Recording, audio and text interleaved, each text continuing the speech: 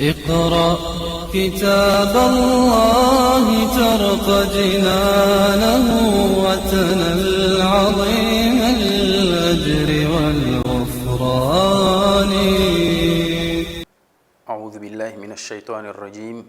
بسم الله الرحمن الرحيم. وصلى الله على سيدنا محمد وعلى آله وأصحابه والتابعين لهم بإحسان إلى يوم الدين. أما بعد. Estimados telespectadores, Assalamu alaikum wa rahmatullahi ta'ala wa barakatuh. Sejam bem-vindos a mais um programa de Tafsir. Portanto, ainda estamos no Surat Al-Baqarah e hoje vamos começar exatamente a partir do versículo onde havíamos parado já na semana passada, ou no programa anterior, exatamente no versículo 60 do Surat Al-Baqarah. E neste versículo, Allah subhanahu wa ta'ala diz, Bismillahirrahmanirrahim, وَإِذِ اسْتَسْقَى مُوسَى لِقَوْمِهِ فَقُلْنَا اضْرِبْ بِعَصَاكَ الْحَجَرَ فَانْفَجَرَتْ مِنْهُ 12 عَيْنًا قَدْ عَلِمَ كُلُّ أُنَاسٍ مَشْرَبَهُمْ كُلُوا وَاشْرَبُوا مِنْ رِزْقِ اللَّهِ وَلَا تَعْثَوْا فِي الْأَرْضِ مُفْسِدِينَ. No programa passado, enquanto falávamos do povo judeu, no momento em que este esteve no deserto por 40 anos, então precisaram de alimento e vimos como a providência divina proporcionou alimento para este povo sem precisar de trabalho algum. Tinham a sombra através das nuvens e tinham os alimentos na forma do maná e das codornizes, e depois precisaram de água, visto que no deserto a água é algo fundamental, é a essência da vida. No deserto isto faz-te sentir mais. Então precisaram de água para beber. Foi exatamente nesse instante em que Musa alayhi salam voltou-se para o Criador a pedir água, a implorar o Criador para que enviasse do céu água para o seu povo. E é aqui onde Allah subhanahu wa ta'ala diz: وَإِذِ اسْتَسْقَى مُوسَى لِقَوْمِهِ فَقُلْنَا اضْرِبْ بِعَصَاكَ الْحَجَرَ. Recorda-te de quando Moisés implorou água para o seu povo. Portanto, como é que Allah subhanahu wa ta'ala enviou essa água? Allah poderia ter mandado a água em forma de chuva, mas Allah queria que a questão da água para o povo de Israel fosse mais um milagre, fosse mais um sinal da providência divina, que Allah está com este povo, que Allah quer guiar este povo. E por sua vez, eles teriam que aceitar as orientações de Allah, teriam que aceitar a providência divina e aceitar essa condição de um povo escolhido para servir de modelo para os demais. Então a água veio em forma de um milagre. Como é que isso se operou? Operou-se da seguinte forma: فَقُلْنَا ضْرِبْ بِعَصَاكَ الْحَجَرَ. Então nós ordenamos, ó Moisés, ó Musa alayhi salam, golpeia a rocha com o seu cajado. Uma rocha apenas, que ele encontrou no deserto. O milagre da água começa aqui. Então, com um golpe de Musa alayhi salam, a rocha fendeu-se e libertou 12 mananciais de água. Brotaram da rocha 12 mananciais da água. 12 mananciais por quê? Uma fonte só não seria suficiente? Não. O povo de Israel vivia em tribos e nós conhecemos historicamente as famosas 12 tribos de Israel. Então, cada tribo tinha o seu próprio manancial. Então, é por esta razão que o que vem a seguir a este trecho do versículo, Allah subhanahu wa ta'ala diz: فَانْفَجَرَتْ مِنْهُ 12 عَيْنًا. Então, logo brotaram da rocha 12 mananciais. قَدْ عَلِمَ كُلُّ أُنَاسٍ مَشْرَبَهُمْ. Cada tribo conhecia exatamente o seu manancial, o local ou a fonte de onde deveria ir buscar a água de que necessitava. فَانْفَجَرَتْ مِنْهُ 12 عَيْنًا قَدْ عَلِمَ كُلُّ أُنَاسٍ مَشْرَبَهُمْ. Portanto, assim completou-se o milagre da água para o povo de Israel. Desde os versículos anteriores que nós vimos, Allah está a enumerar as suas dádivas e a sua graça para com o povo de Israel. Portanto, dádiva atrás de dádiva, mercê atrás de mercê. Então, este povo todo mereceu todo este carinho divino, mas, como iremos ver mais adiante, o povo de Israel sempre mostrou-se rebelde, sempre mostrou-se um povo que não se identificava com a mensagem que o seu mensageiro trazia por parte de Allah subhanahu wa ta'ala. E eles sempre mostraram-se inclinados para o caminho do mal. Daí que o versículo termina com esta exortação: Kulu washrabu min rizqillahi wa la ta'thaw fil ardi mufsidin. Kulu washrabu. Comam e bebam min rizqillahi, da graça de Allah subhanahu wa ta'ala, todo-poderoso. Wa la ta'thaw fil ardi mufsidin. E não cismeis na terra espalhando corrupção. Era isto que Allah requeria deles. O que ele queria, o que o Todo-Poderoso queria do povo de Israel, que não fosse um povo corrupto. Corrupto em que forma? Corrupto no sentido de ocultar a mensagem divina para que os outros povos não pudessem se beneficiar dessa mensagem. Esta é a maior corrupção que pode acontecer na vida, quando as pessoas ocultam aquilo que Allah revelou para beneficiar as suas criaturas, para beneficiar os seus servos. Então, esta é uma forma de corrupção.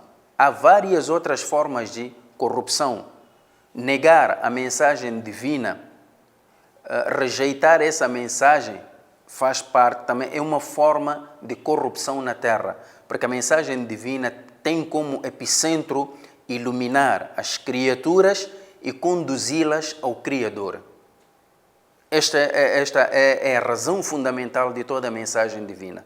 Então, quando alguém procura ocultar esta mensagem ou trocá-la a vil preço para adquirir benefícios puramente materiais, transitórios, então esta pessoa está se identificando com a corrupção. Então, é uma pessoa corrupta. E aí Allah proibiu o povo de Israel de seguir tal exemplo, quando disse: وَلَا تَعْثَوْا فِي الْأَرْضِ مُفْسِدِينَ. Recebiam comida, não precisavam de trabalhar, tinham a sombra, tinham a comida, tinham a água, tinham um mensageiro que lhes guiava para poderem herdar a terra prometida, que era Jerusalém. Este povo, como é que encarou as mercês de Allah? Como é que este povo recebeu as dádivas de Allah? Com gratidão ou com ingratidão? Aí entramos logo no versículo a seguir, que é o versículo 61, e aí Allah subhanahu wa ta'ala diz: وَإِذْ قُلْتُمْ يَا مُوسَى لَنْ نَصْبِرَ عَلَى طَعَامٍ وَاحِدٍ. E de quando dissestes, ó Musa, ó Moisés, nós não nos conformaremos com um tipo de alimento. Quer dizer, esta comida estamos a receber todos os dias, maná, codornizes, já estamos fartos, não queremos mais. Queremos outras coisas. Então, o que é que eles querem? Nós não nos conformaremos com um tipo de alimento. وَإِذْ قُلْتُمْ يَا مُوسَى لَنْ نَصْبِرَ عَلَى طَعَامٍ وَاحِدٍ فَادْعُ لَنَا رَبَّكَ. Aqui começamos já a visualizar pontos ou sinais da rebeldia do povo judeu. فَادْعُ لَنَا رَبَّكَ. Portanto, implora para nós o teu Senhor, o teu Criador. Esta é a primeira manifestação da rebeldia. No lugar de dizerem que, olha, peça ao nosso Criador, peça ao nosso Senhor, peça ao nosso Deus para nos dar isto, né? Queríamos uma diversificação. Não. Escolha primeiro, nós não podemos tolerar mais um único tipo de alimento. Não queremos mais esta comida. Segundo, peça ao teu Senhor, não ao nosso Senhor. Esta é a segunda manifestação da rebeldia. Fad'u lana rabbak. Para fazer o quê? Yukhrij lana mimma tumbitul ardu. Para nos conceder de tudo quanto a terra produz. Min baqliha, suas hortaliças. Vejamos aqui. Min baqliha, suas hortaliças. Wa qithaiha, seus pepinos. Wa fumiha, seus alhos. Wa adasiha, as suas lentilhas. Portanto, querem este tipo de alimentos. Wa basaliha, e suas cebolas. É isto que nós queremos. Pronto. Como é que Musa vai proceder aqui perante esta rebeldia? O problema não é que Allah não tinha capacidade de lhes dar isto que eles queriam. O problema estava exatamente na maneira como eles exigiam. A maneira como rejeitavam as mercês de Allah subhanahu wa ta'ala. Um povo que viveu anos e anos debaixo de uma escravatura perpetrada pelos faraós, era natural e era evidente que este povo se comportasse como tal. Haviam habituado já à escravatura. Portanto, a escravatura estava no seu sangue. Já tinham habituado à humilhação.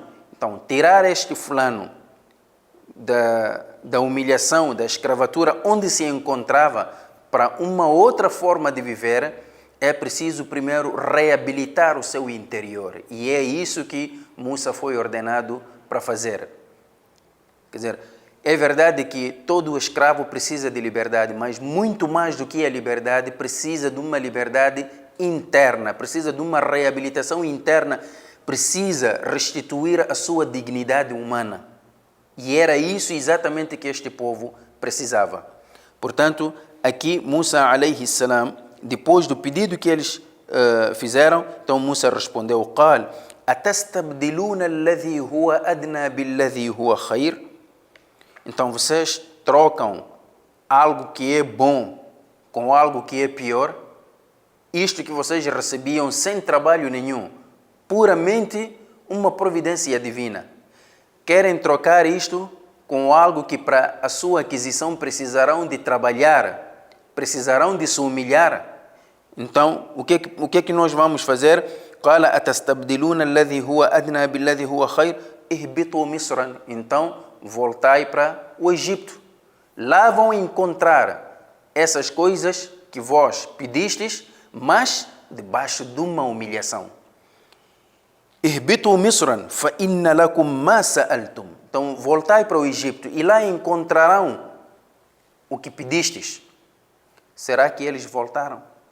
Qual foi a decisão de Allah sobre este povo? Isso nós vamos ver depois de uma ligeira pausa. Desse modo, vamos a um pequeno intervalo e voltamos dentro de instantes.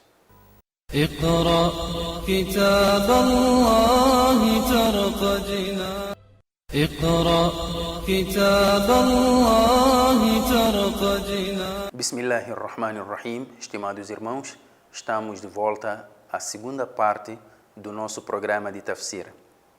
Então, dizíamos na primeira parte que o povo de Israel, enquanto estava no deserto e depois dos pedidos, das exigências que fizeram, então Musa alayhi salam disse: "Atastabdiluna alladhi huwa adna billadhi huwa khair?"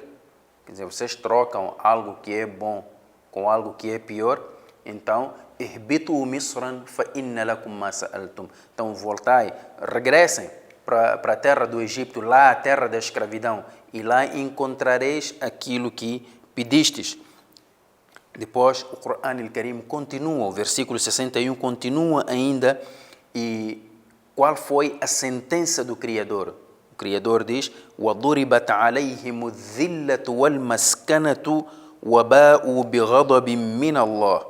Então, desta forma, eles foram condenados. وَضُرِبَتْ عَلَيْهِمُ الذِّلَّةُ. e foram condenados à humilhação e à indigência. Porque era isso que eles queriam. No Egito, eles conseguiam as coisas com muita humilhação, com muito custo.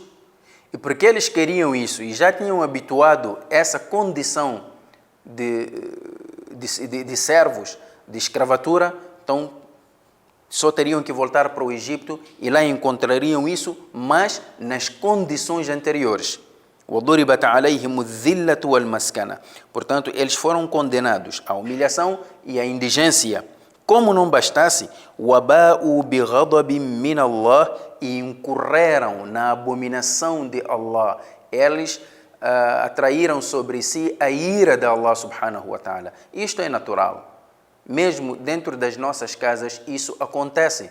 Um pai que procura trazer do melhor para o filho, mas o filho encara toda esta benevolência e piedade do pai com tamanha indiferença.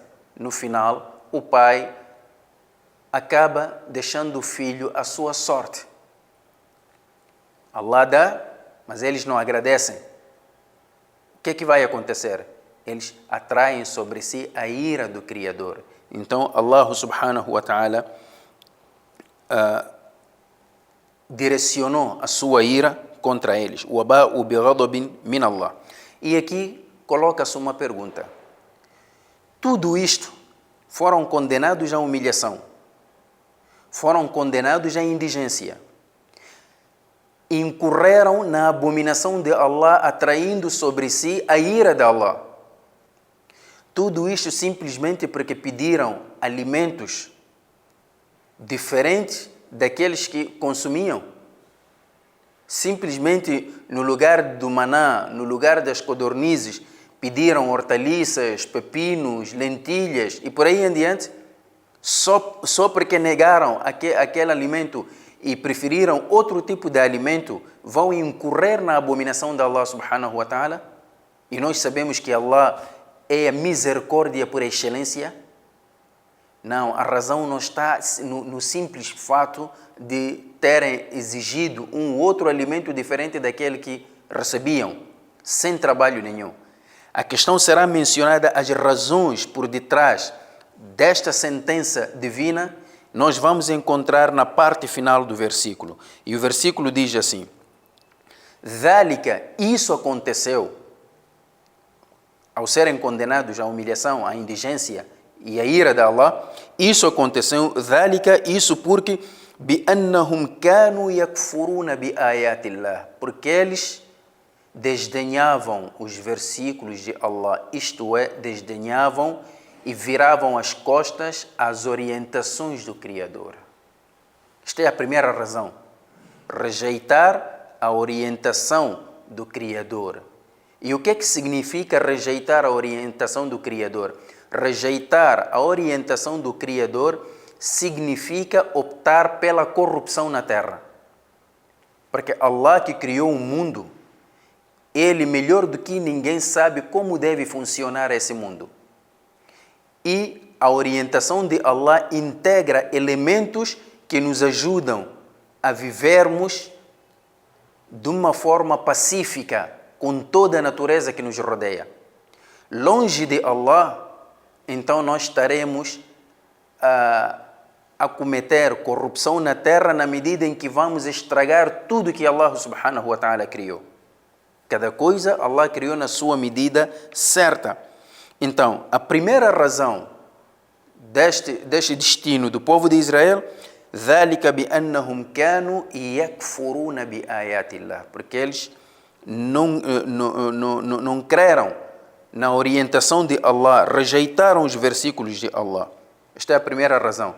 A segunda razão, وَيَقْتُلُونَ النَّبِيِّينَ بِغَيْرِ الْحَقِّ, e assassinavam os profetas de Allah sem justa causa. Quer dizer, matar alguém, mesmo sendo por ato de justiça, já é algo terrível. Agora, imagina matar alguém inocentemente. O pecado é ainda maior. E se este alguém for um mensageiro de Allah que veio para guiar essa pessoa, aqui o pecado aumenta de intensidade. وَيَقْتُلُونَ النَّبِيِّينَ بِغَيْرِ الْحَقِّ. Assassinavam os profetas. Na história da religião, o povo de Israel foi conhecido, na história da religião, o povo de Israel foi conhecido como o povo que mais profetas assassinou. Eles tinham isto. Mataram o profeta Zacarias, o pai de João Batista. Mataram o próprio João Batista. E nos últimos tempos tentaram assassinar o profeta Muhammad, sallallahu alaihi wasallam, em Medina. Eles mataram vários profetas, desmentiram outros. Como dizíamos antes, foi um povo que sempre se mostrou rebelde ao longo da sua história, rejeitando a orientação de Allah, rejeitando os mensageiros de Allah, desmentindo uns e assassinando outros. Esta foi uma das razões que fizeram com que eles tivessem aquele triste final, triste destino. Como não bastasse, o versículo ainda diz: ذَلِكَ بِمَا عَصَوْا وَكَانُوا يَعْتَدُونَ. Isso aconteceu porque eles eram desobedientes. Não só desobedientes, como também agressores. Já viram um povo com estas qualidades todas, como é que não vai atrair sobre si a abominação de Allah? Como é que não vai atrair sobre si a ira do Criador? Como é que este povo não será destinado à humilhação e à indigência? Rejeitar a orientação, matar e assassinar os mensageiros, ser desobediente, não é? E ser agressor. Era um povo rebelde e agressor. Então, dito isto tudo, Allah subhanahu wa ta'ala chama os seguidores de todas as religiões, particularmente aquelas consideradas as grandes religiões da história. E diz: Inna alladhina amanu, certamente aqueles que creram, neste caso que são os muçulmanos. Inna alladhina amanu, aqueles que creram, walladhina hadu, e os judeus, wannasara, cristãos, wassabiina, e os sabeus. Quem são os sabeus? No tempo em que o profeta Muhammad sallallahu alaihi wasallam chegou, foi enviado como profeta, aliás, nasceu em Meca, antes dele, antes da proclamação da profecia, havia um grupo de árabes que se tinha afastado da idolatria. Dentre eles contava-se o irmão de Umar ibn al-Khattab. Então eles apartaram-se da idolatria e eram conhecidos por as-sabiun, aqueles que se afastaram da idolatria. Eles diziam que seguiam a orientação deixada pelo grande patriarca Ibrahim alayhi salam, Abraão. Então seguiam essa religião. Simplesmente não tinham uma conduta correta, isto é, eles tinham essa vontade, manifestavam essa vontade de seguir os passos de Ibrahim alayhi salam, mas não sabiam se estavam certos ou não. Portanto, estes sabiam que faltava um último profeta por chegar, estavam à sua espera. Dentre estes também encontra-se o tio da primeira esposa do profeta sallallahu alaihi wasallam, Waraqat ibn Nawfal. A primeira esposa do profeta, Khadija, o seu tio, ou aliás, o seu primo era Waraqa ibn Nawfal. Era um árabe que afastou-se da idolatria e aprendeu o hebraico, e ele foi um dos homens na Península Arábica que traduziu o evangelho do hebraico para árabe. Então ele sabia através das escrituras anteriores que faltava a vinda do último mensageiro. Então quando Khadija vem com a informação de que Muhammad sallallahu alaihi wasallam tinha tido o primeiro contato com Jibril na caverna de Hira, ele logo vaticinou, diz que este será o profeta, o último profeta desta nação. Então, estes eram conhecidos por as-sabiun. Aqui, Allah subhanahu wa ta'ala chama todos estes, muçulmanos, judeus, cristãos, sabeus, todos estes para lhes comunicar esta informação. Man amana billahi wal yawmil akhir. Aquele que crer em Allah e no dia do juízo final, wa amila salihan, e praticar boas ações, essa pessoa terá uma recompensa. Mas antes de conhecermos aqui a recompensa, precisamos detalhar um pouco aqui, man amana billahi wal yawmil akhir wa amila salihan. Com a exceção dos sabeus, os muçulmanos, os judeus, os cristãos, são povos que seguem a religião monoteísta que acredita na existência de um único Deus. E estes três povos receberam escrituras. Os judeus têm o Taurat, que é a Torá. Os cristãos têm o Evangelho, que é Injil. E os muçulmanos têm o Alcorão. Estas três escrituras falam de Allah, falam do Criador Todo-Poderoso, dos seus desígnios, falam da mensagem, falam dos mensageiros. É por esta razão que nós encontramos semelhanças entre essas três escrituras. Tanto que até algumas pessoas que não sabem dizem que o Alcorão é uma cópia do Evangelho, que não é verdade, porque nós depois vamos, através da mensagem do Alcorão, vamos saber que isso não tem nenhuma base que possa sustentar essa reivindicação ou essa suposição. Mas voltamos para o que dizíamos. Então, estes têm as Escrituras. E todas estas Escrituras dizem claramente que Deus enviou mensageiros. E cada mensageiro anunciava a vinda do outro mensageiro depois dele. Até que quando Jesus Cristo chegou, que o Nabi Isa alaihi salam anunciou a vinda do profeta Muhammad sallallahu alaihi wasallam. Portanto, a crença aqui requerida consiste em crer em Allah no dia do juízo final e o cumprimento total, que é esta prática de boas ações, o cumprimento total daquilo que vem na Escritura, sem violar, sem desviar, sem ocultar.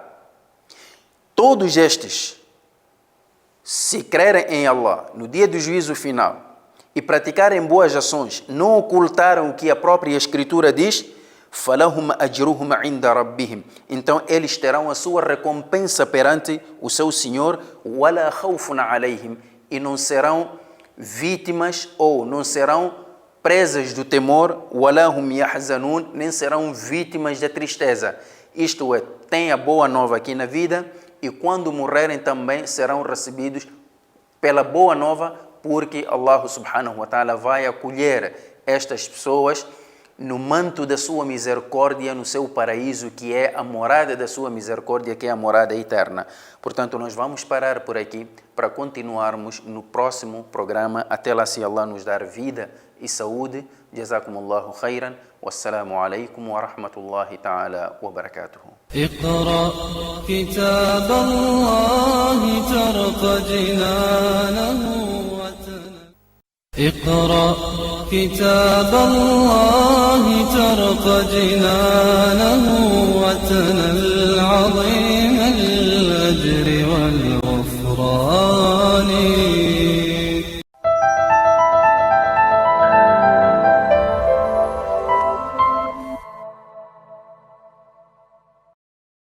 Das profundezas dos montes Libombos nasce a essência da vida, a água da Namache. Cada gota é um motivo para sorrir, para relaxar e contemplar o que nos faz tão bem.